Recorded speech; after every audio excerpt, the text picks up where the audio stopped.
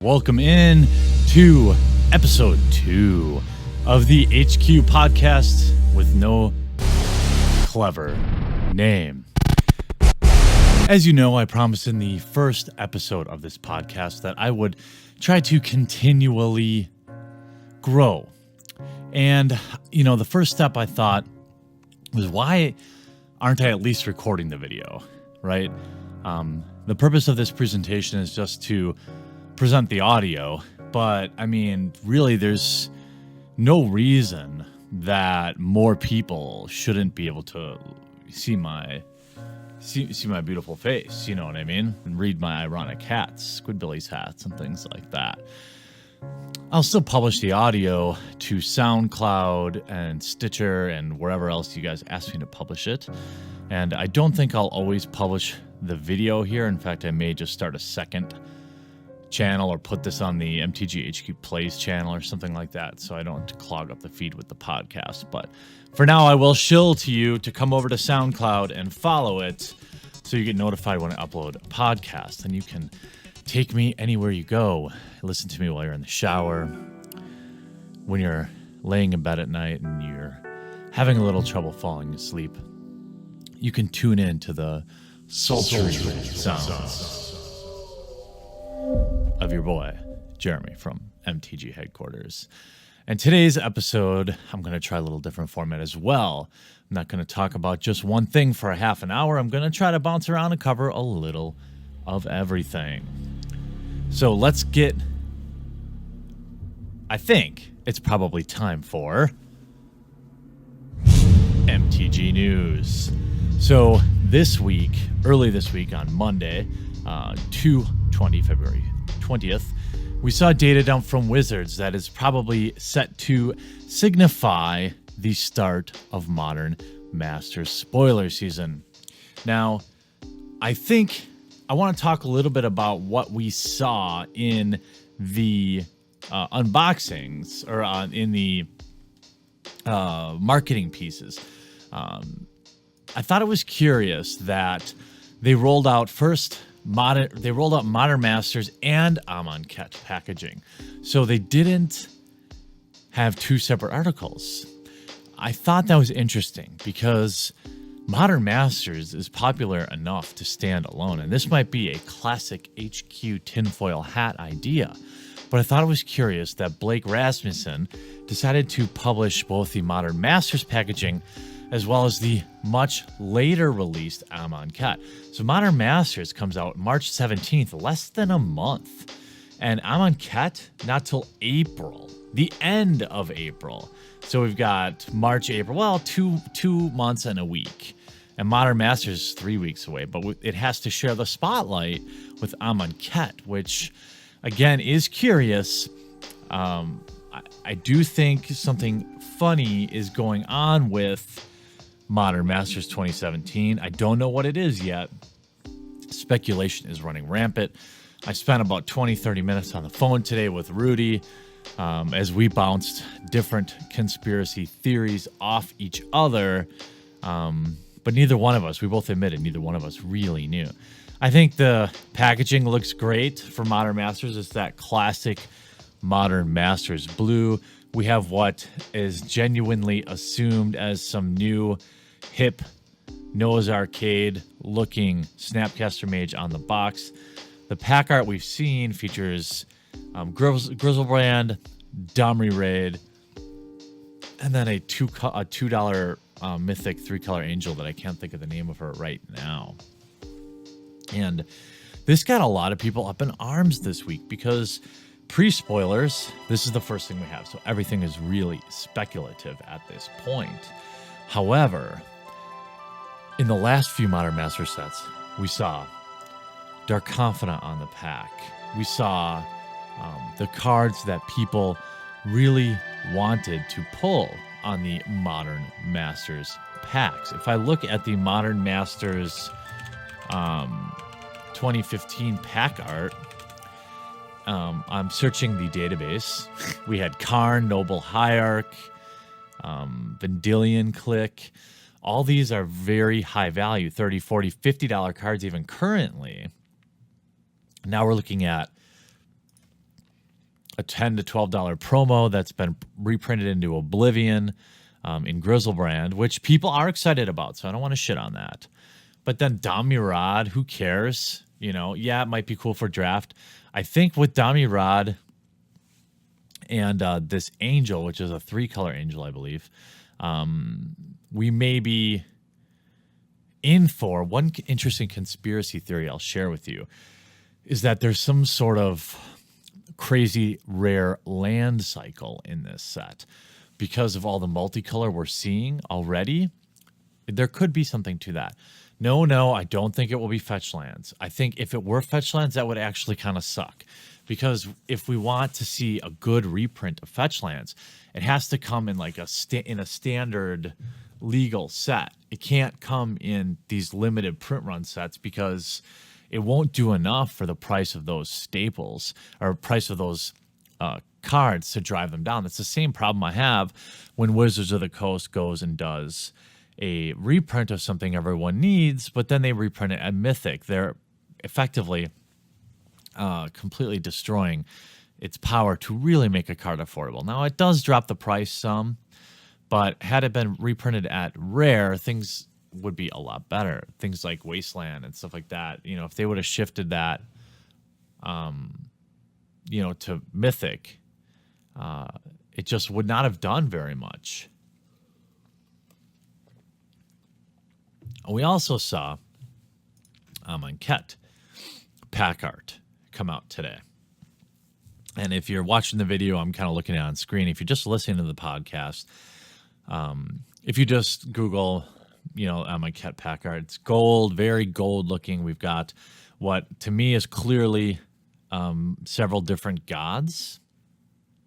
And I don't remember what video it was on or if it was in a live stream or in Discord, but I remember waxing philosophic about the likelihood that we would see the return of gods in Amonkhet, and this certainly does add a little fuel to that speculative fire.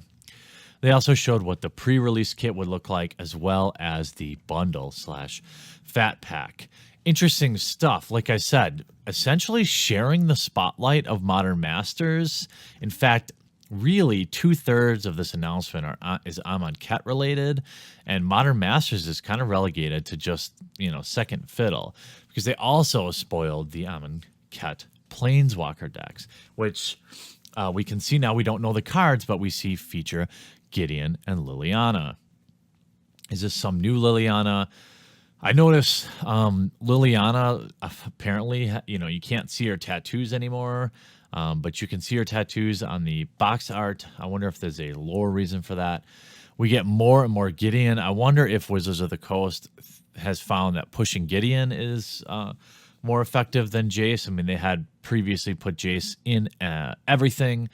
Here we see Gideon versus Liliana. Well, or you might just be listening to that. But that's going to be in the new Planeswalker decks.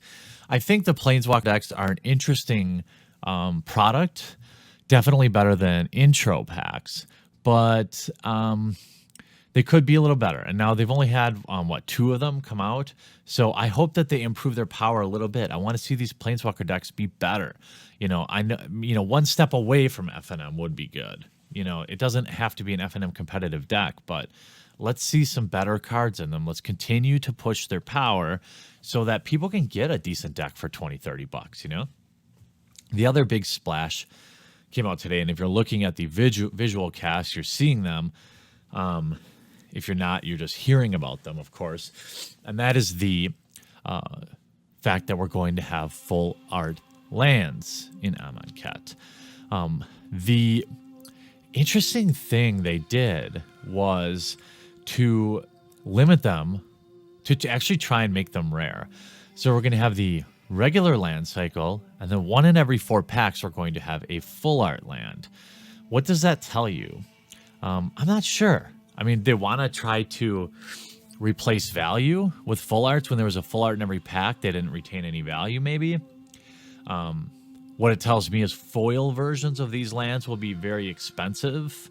Common theme of them, they're all beautiful. A variety of artists in here. No Therese Nielsen or John Avon. but they're all very good looking. One thing that is kind of polarizing is you see Nicol Bolas's horns in all 5 of them. And to me, I don't like that. It actually makes them feel the same to me. But I am not an appreciator of art other than just like basically on the ultimate superficial level. So I'm not entirely sure my opinion is well, I know for a fact my opinion is irrelevant when it comes to art. In fact, it's irrelevant when it comes to a lot of things. But I thought that the art does really embrace a water theme, a plains theme, a forest theme. Mountains are like the biggest stretch, probably. Swamp is very clearly in a swamp. Overall, really like them. As I said on Twitter, by the way, absolutely do not follow me on Twitter at MTG Headquarters because you'll probably regret it. But I talked about how, yes, full art lands are cool, but, you know, they're really not special anymore. So let's just kind of get over that and let's make all sets have full art lands. I mean, you're not really talking about much of an increase in cost here. And really, I mean, everyone likes them better. I don't care. I mean, we just had them in Battle for Zendikar, Oath of the Gatewatch, and we're already reprinting them again in Amonkhet. We took only 1 set off. So, I mean, let's just put them in every pack. There's really no point in putting them in 1 out of 4 unless you're legitimately trying to create fake rarity or fake field goals. If you pay, I pulled nothing, but at least I got a full art land. That's probably what it is.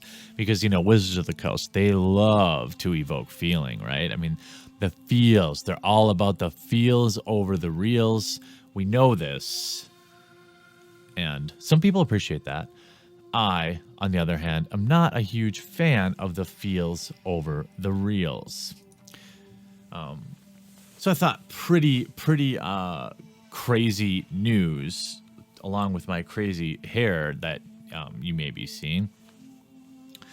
But, you know, for this week's cast, there's a lot to talk about. And I feel like I have a unique opinion about these things, even though literally everybody and their mother has done screen capture videos going over these product releases or fancy PowerPoints, of course. Overall, all good stuff. I think I'm a little nervous about Modern Masters, and I talked about it in this week's video for the curious case of Modern Masters 2017. And I can guarantee nobody listens to this podcast and doesn't watch my videos, at least currently. But if you missed that one, I talk about a couple of interesting things that I find interesting. I would love to get your feedback on. All right.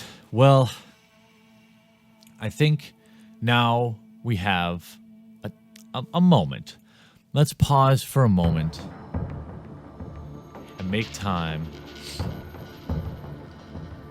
for a mini HQ rant.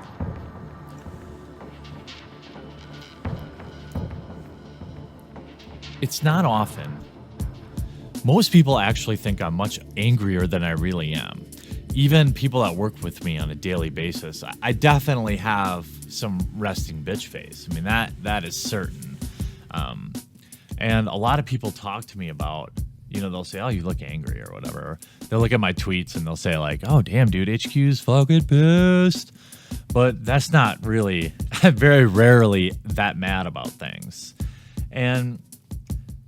But one thing that really kind of grinds my gears is when people, you know, I definitely am skewing a little bit to the more criticizing things versus I lean more towards the critical side of things than the pure hype train, because I feel like everybody and their mother and brother and their sister's uncle are out there suckling at the WotC teat, providing a nonstop hype train for people. So I try to be a bit of a contrarian. I try to recognize things when they're good, and maybe I don't do a good job of that.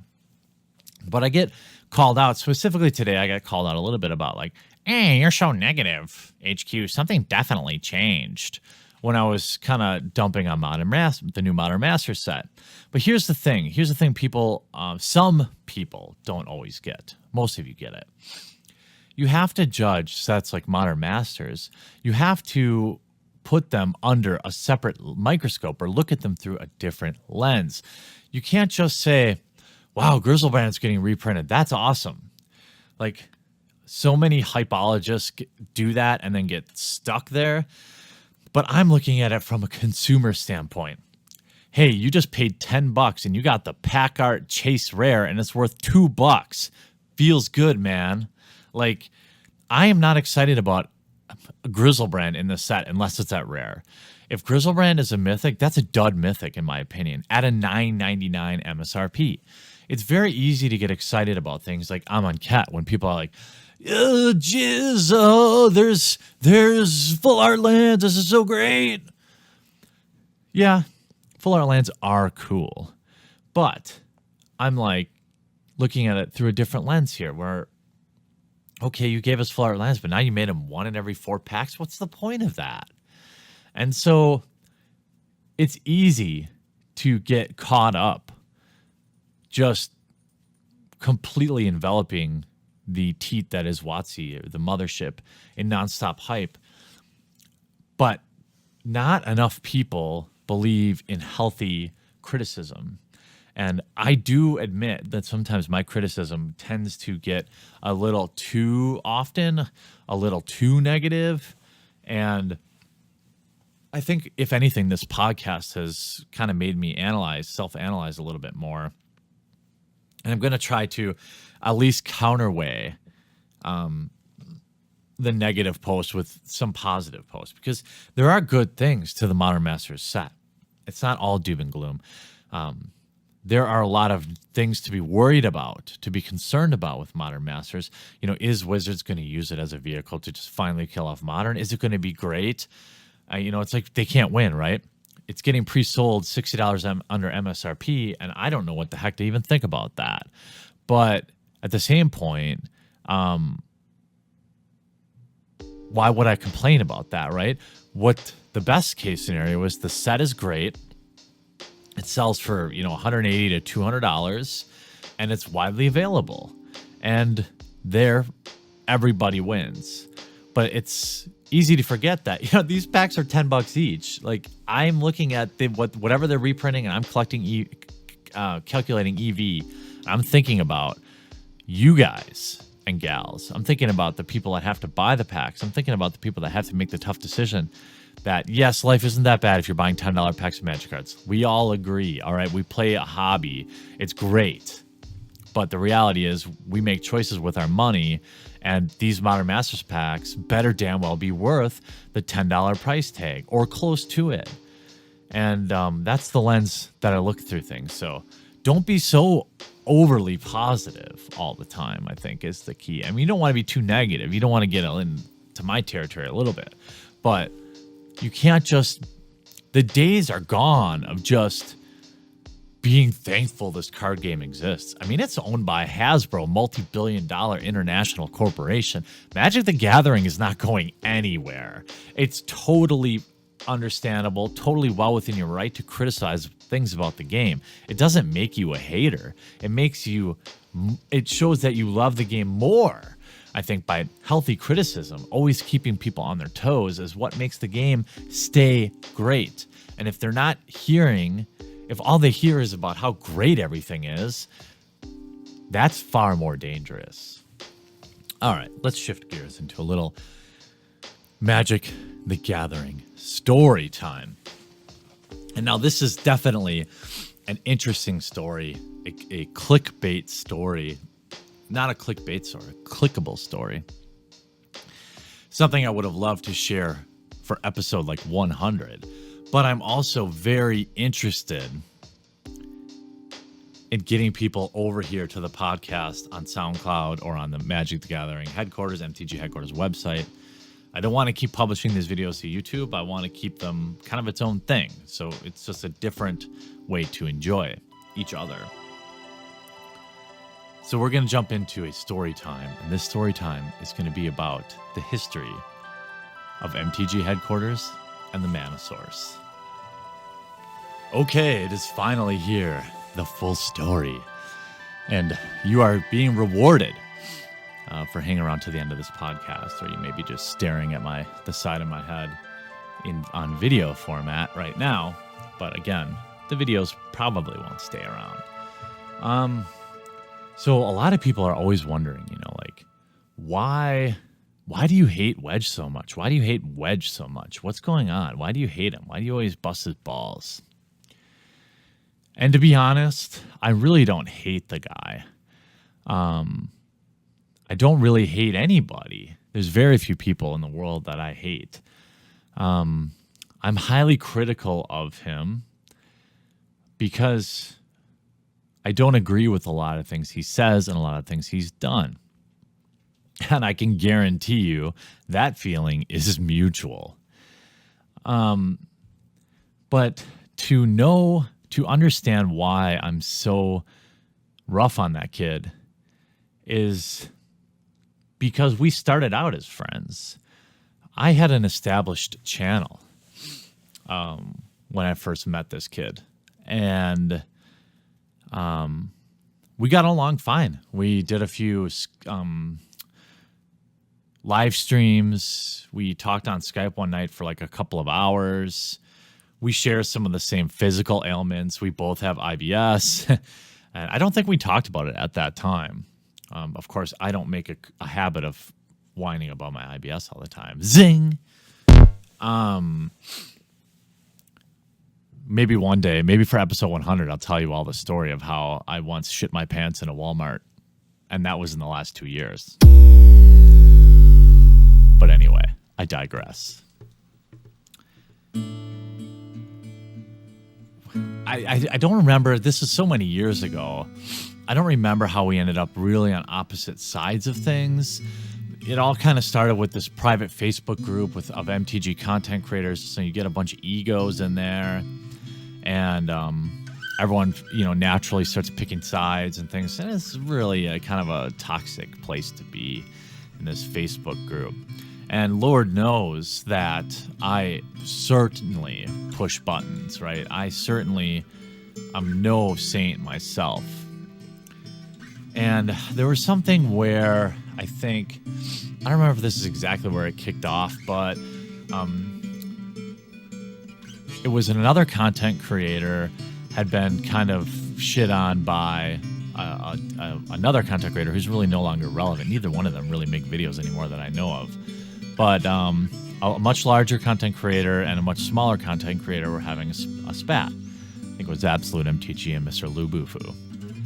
I stood with Mr. Lubufu against Absolute MTG. Again, now this all seems so trivial.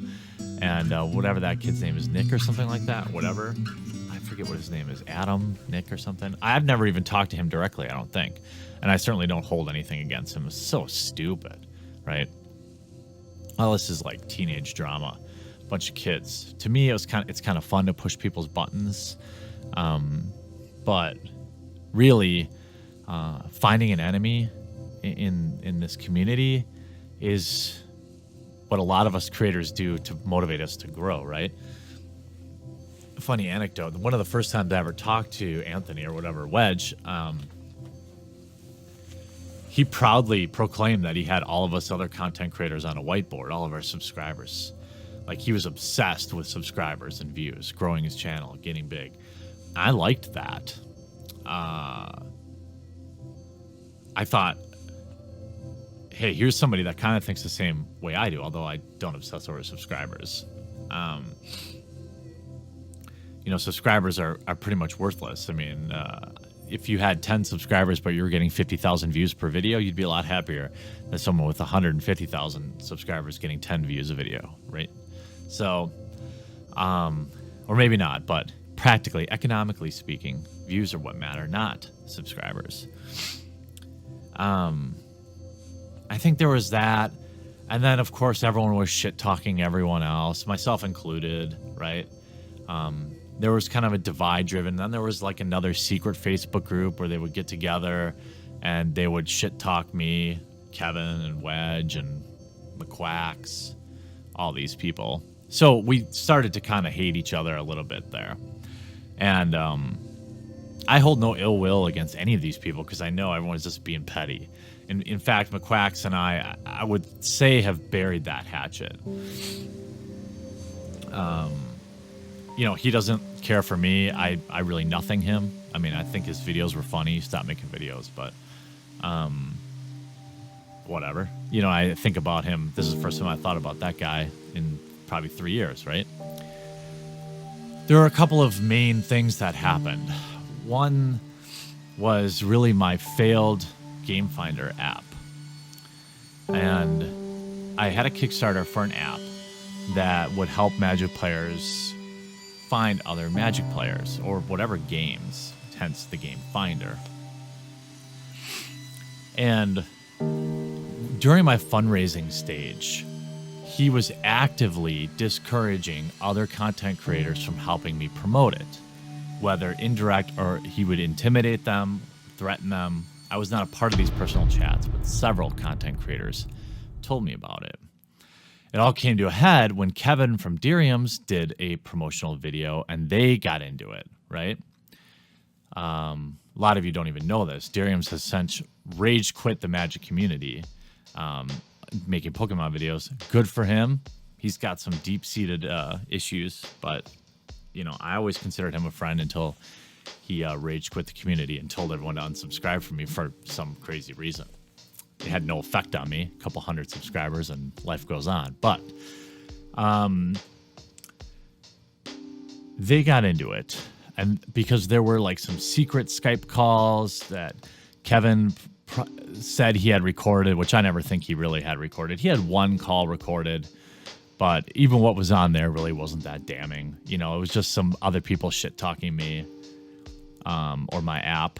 And, I want to be clear, the app still got to funding. I think the reason it failed is that I didn't raise enough money and I was inexperienced at app development. So I overpaid for the app. Maybe that'll be different. I'll probably do a different podcast on why Game Finder failed, because I thought it was a great idea, and I've seen lots of other people try to make the same app. So definitely other people think there's a need for that, but it didn't work the greatest, and I needed probably someone partnered up with me who knew more about app development. That's neither here nor there. I never had a personal vendetta against this kid, against Anthony, until he tried to fuck with my business.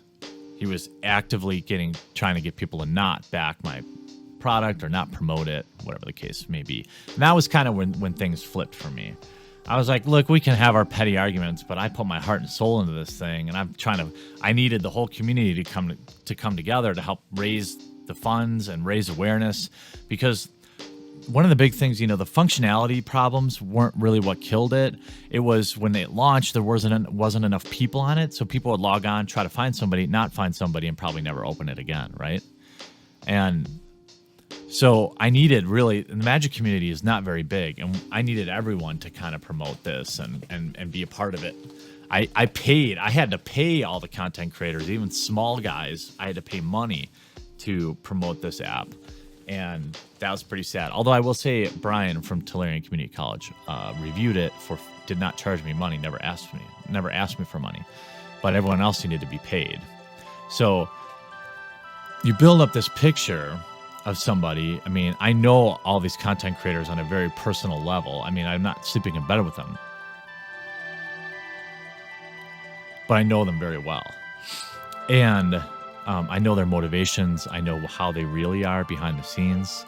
And Wedge has always been a me first, conniving kind of guy. He's like that thing that, so he leached onto me and sucked up to me in the beginning to leech subs off me.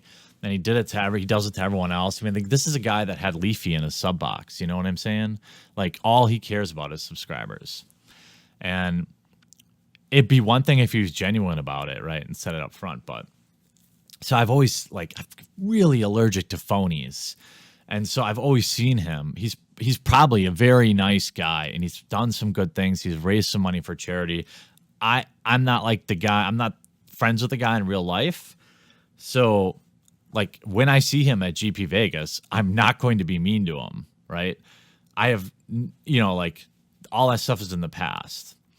But him hurting Game Finder in that way always stuck with me. And I don't blame him for its failure, but he made it much harder for it to succeed. And I've always held that against him. And then I saw how he was manipulating other content creators, drawing sides. I see how he's, I mentioned like those things, what are they? Those things that are like parasites that sit on the shark, and then the shark lets them hang out there and then they just pick off the leavings. Like that's how he is with Brian, right? I mean, his channel would have been dead a long time ago if it weren't for the constant promotion from Brian, Watsy, and now Darium. Like and that's okay. What do I care, right? I mean, I'm still doing just fine. And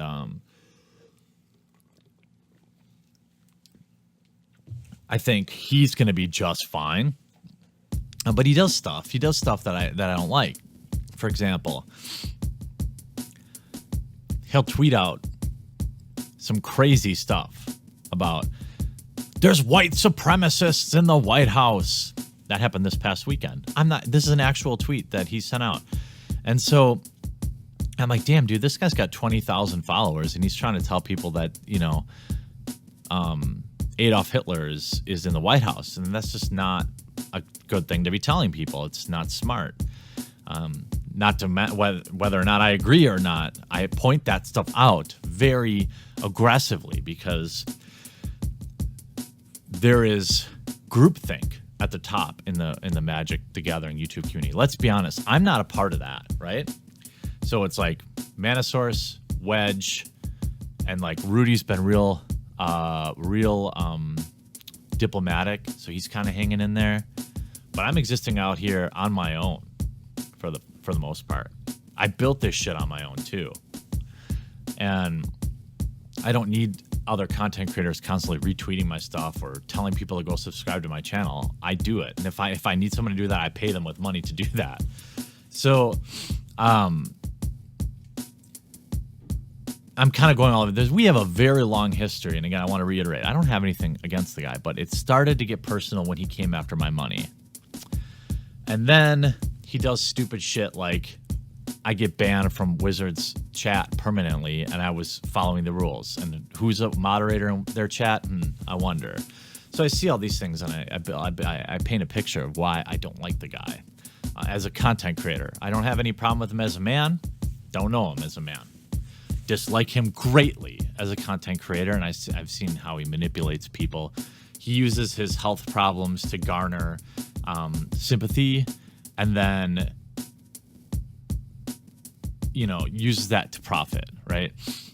Oh, I can't work. I have IBS. I can't work. Well, I have IBS and I work 100 hours a week.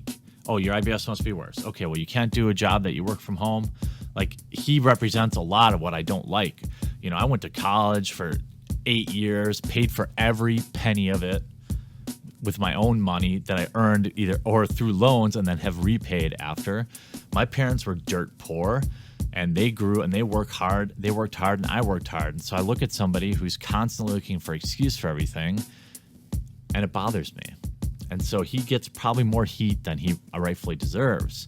But all these interactions I've had with him over the past few years have been terrible. I've heard about gatekeeping, about who Blake Rasmussen can actually promote. I mean, it's no coincidence that they're always promoting either Brian or Wedge or direct friends of them, right? They're not promoting anyone else out there. Look how they treat Travis Wu, a pro player. That brings me back to this weekend. Here's another perfect example of the kind of behavior he displays, and it goes completely unchecked because there's nobody in the community loud enough other than myself to rise up against it. And so I have to really make sure I stay vigilant. I feel like I have to stay vigilant and really point out this stuff when it happens. And so it spills over on my Twitter, and you all get kind of brought into it. But like, he sent out a tweet basically shitting on Travis Wu this weekend, right? I don't support Travis Wu. I never have. Blah, blah, blah, blah, blah, blah, blah. He's a white supremacist. He didn't say that, but it was in response to a cancer blog, Hipster of the Coast. And me even mentioning them will probably get them more traffic than they've ever seen. But he publicly shits on Travis Wu. He doesn't know Travis. I know Travis. I consider Travis a friend. And so I'm like, no, buddy, fuck you. I'm going to point this out. And sure enough, Travis replies to him, and then 10 minutes later, he makes another post. Social media is too toxic. I got to get off for the weekend. I'm like, what? You fucking started it, bro. Like, you shit on unsolicited shit on Travis Wu, a man you've never interacted with before, ever. And then people are like, whoa, wait a minute, dude. Who are you? And then, I'm the victim. Give me Patreon dollars, right? I can't stand that. Of all the content creators in this community, I have no problem with any one of them. Even Brian and I, who publicly, disagree, I hung out with that guy at last GP Vegas, and I pushed him too far in the offseason. And you know what? If he was never associated with Wedge, him and I would probably still be friends, at least if it were up to me. If he doesn't like me because of my political views and he chose to disassociate, that'd be okay. But him and I would still be friends if it were up to me. He unfortunately gets sucked into that.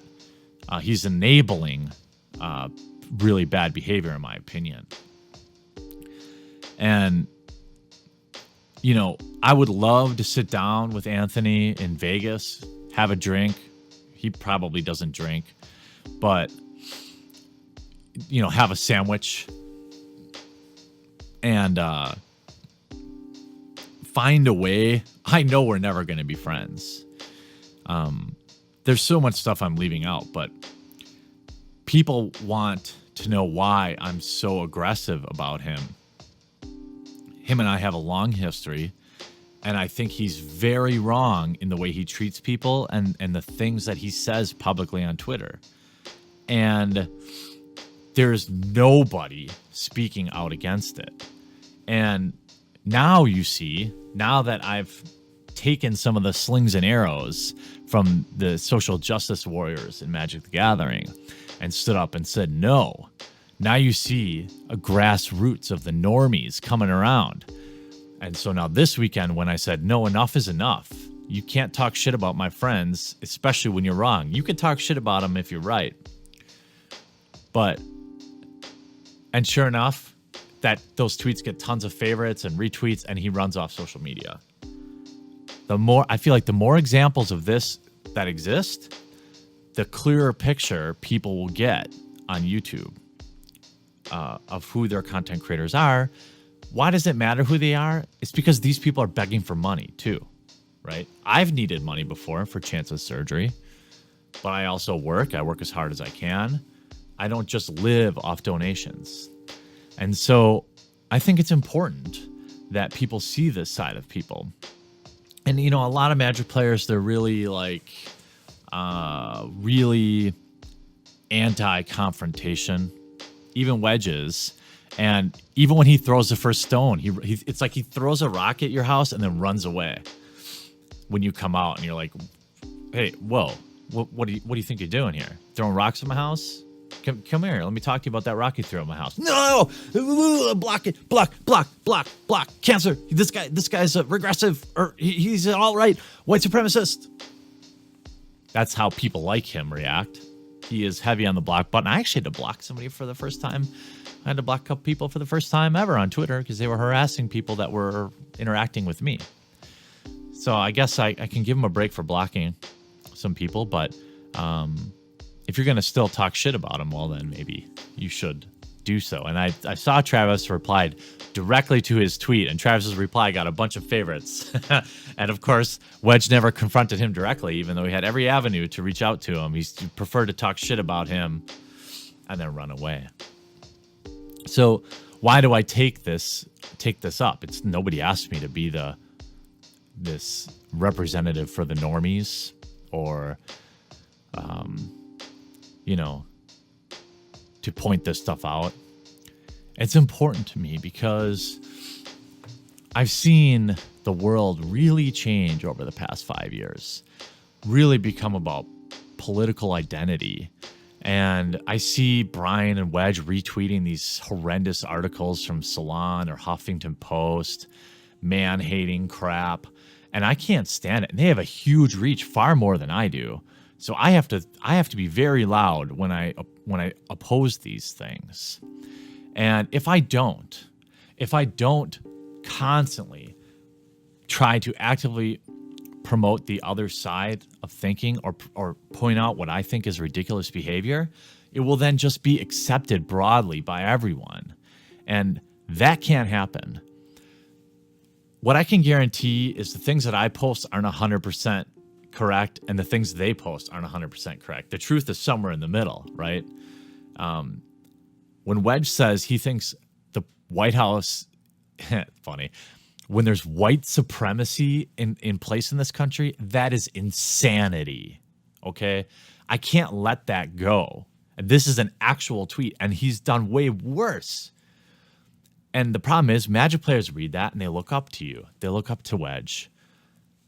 And they see that, and they're like, oh, yeah, maybe there is a boogeyman.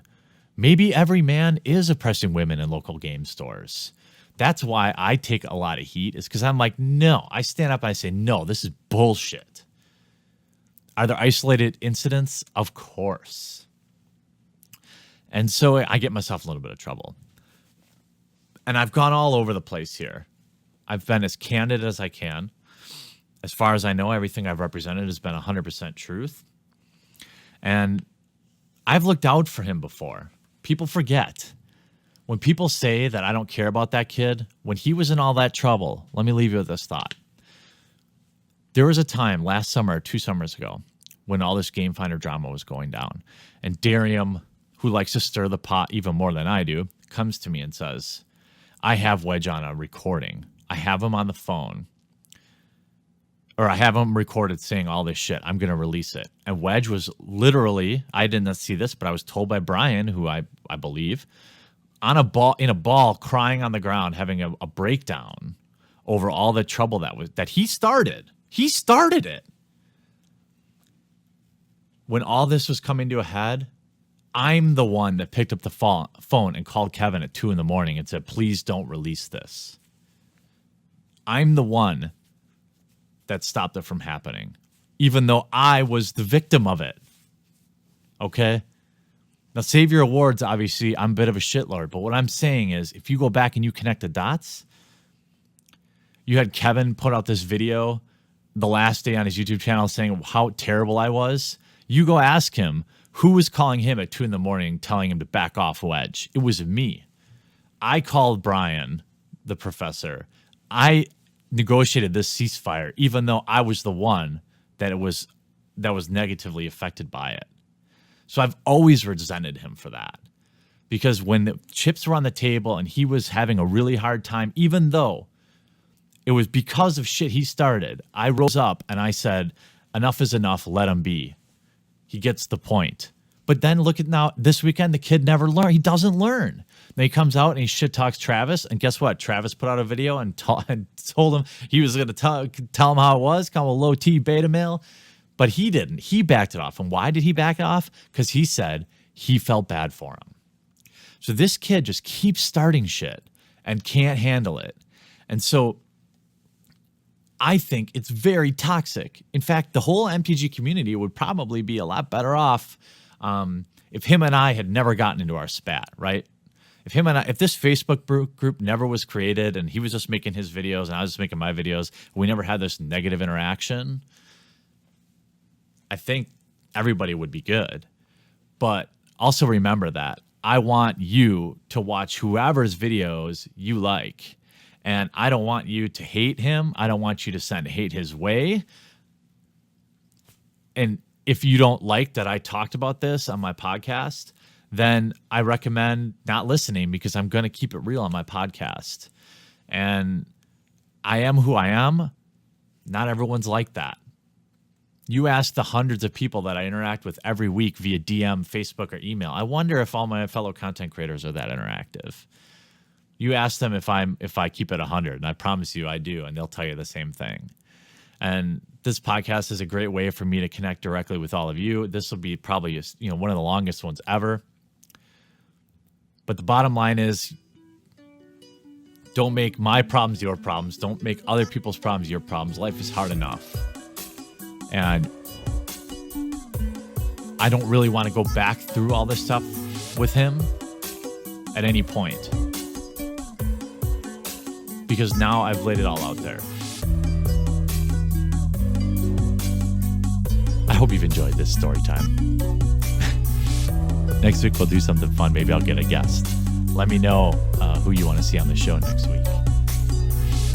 We'll bring it up. We'll make it happen.